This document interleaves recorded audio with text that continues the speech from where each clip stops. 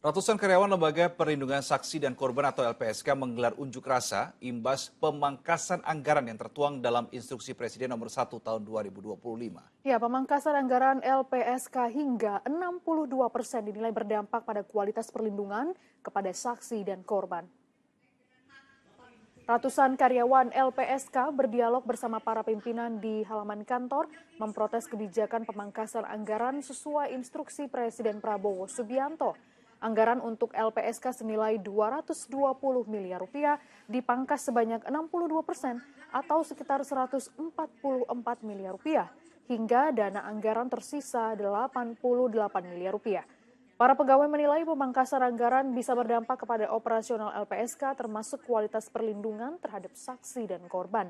Mereka pun meminta kepada pimpinan LPSK untuk menunda pemangkasan anggaran. Kita ke informasi selanjutnya, Saudara. Ini memang jadi sorotan sesuai dengan instruksi Presiden soal efisiensi. Pemerintah memangkas anggaran sejumlah kementerian dan lembaga. Kalau berdasarkan persentasenya, ini 5 kementerian dan lembaga dengan pemangkasan anggaran terbesar. Yang pertama, Otorita Ibu Kota Nusantara atau IKN. Imbas efisiensi anggarannya dikurangi hingga 75%. Menyusul Kementerian Pekerjaan Umum yang anggarannya juga dipotong sampai 73,34%. Selanjutnya Kementerian Perumahan dan Kawasan Permukiman anggaran dipangkas 69,4%. Ada pula BNPT dan Kemenkumham yang anggarannya masing-masing dipotong 69 dan 66%. Namun kalau berdasarkan nominalnya, Saudara, potongan anggaran tertinggi jatuh pada Kementerian Pekerjaan Umum yang anggarannya dipotong hingga 81 triliun rupiah. Presiden Prabowo Subianto meminta aparat pemerintahan di bawahnya untuk mengurangi perjalanan ke luar negeri menggunakan anggaran negara. Penghematan anggaran akan dialokasikan untuk program makan bergizi gratis serta perbaikan ratusan ribu sekolah di seluruh Indonesia. Pernyataan itu disampaikan Presiden Prabowo Subianto saat membuka Kongres ke-18 Muslimat Nahdlatul Ulama di Gedung Jatim Expo Surabaya Senin sore.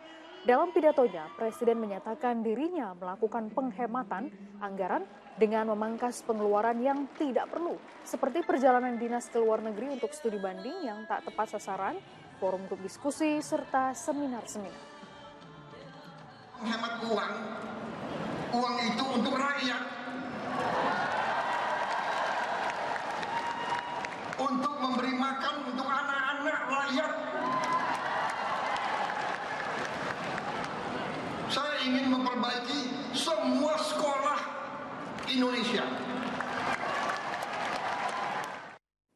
Instruksi Presiden Prabowo Subianto terkait efisiensi anggaran belanja kementerian dan lembaga dinilai pengamat berpotensi menekan pertumbuhan ekonomi. Jika realokasi belanja APBN tak dikelola dengan baik, justru akan merugikan sejumlah sektor dan pihak. Kepala Ekonom PT Bank Permata Joshua Pardede menilai pemangkasan anggaran ini akan merugikan sektor-sektor yang bergantung pada proyek pemerintah seperti industri percetakan, perhotelan, transportasi, hingga sektor usaha mikro kecil dan menengah. Realokasi belanja APBN juga harus dilakukan dengan strategi yang tepat agar tidak menghambat kinerja kementerian maupun lembaga. Kami akan menyampaikan pandangan kami.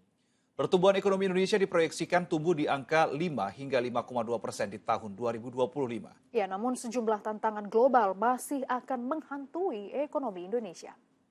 Di antaranya potensi perang dagang yang dipicu kebijakan Presiden Amerika Serikat Donald Trump hingga perlambatan ekonomi Tiongkok. Walaupun ada tekanan dari global, ekonomi Indonesia diprediksi tetap akan menunjukkan resiliensi atau dapat beradaptasi.